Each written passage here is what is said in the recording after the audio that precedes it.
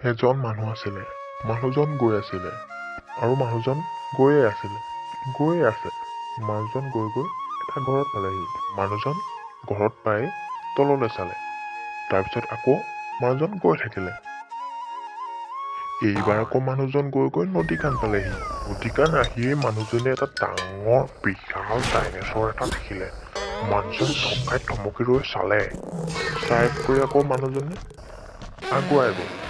তাৰপিছত মানুহজনে মিচিকীয়া হাঁহি এটা মাৰি আকৌ সেইখিনিৰ পৰা গৈ থাকিলে। এইবাৰ আকৌ মানুহজনে আহি এখন দোকানৰ ওচৰত পালেহি। দোকানৰ ওচৰত পায়েই মানুহজনে এটা কথা চিন্তা কৰিলে।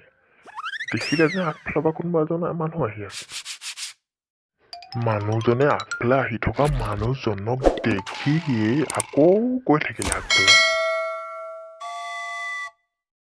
এইবাৰ আকৌ মানুহজন আহি এখন ৱাইন শ্বপত সোমালেহি।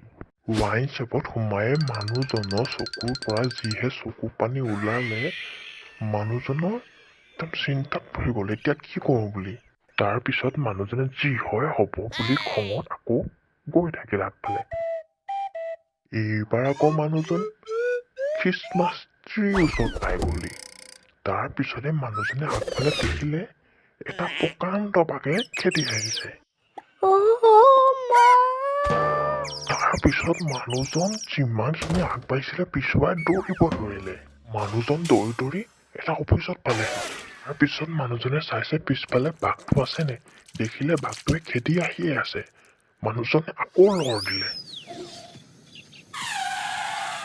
এইবাৰ আকৌ মানুহজন আহি এটা ঘৰত ওলালেহি। ঘৰত আহি পায়েই উজত খাই মানুহজন সৰি পৰিলে। পিছফালে দেখিলে বাঘটোৱে জাপ মাৰি তেওঁক একদম মানুহটো খাবলৈ জাপ মাৰিলেই মানে। জাপ মৰা দেখি মানুহটোৱে ভয়তে চিঞৰি দিলে।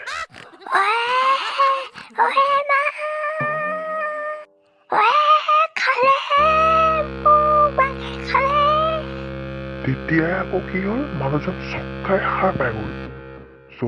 সকলোৱে জানিলেনে মানুহজনে আচলতে সপোনহে দেখি আছিলে। সপোনতে মানুহজন গৈ আছিলে। ইয়ালৈকে চোৱাৰ বাবে ধন্যবাদ।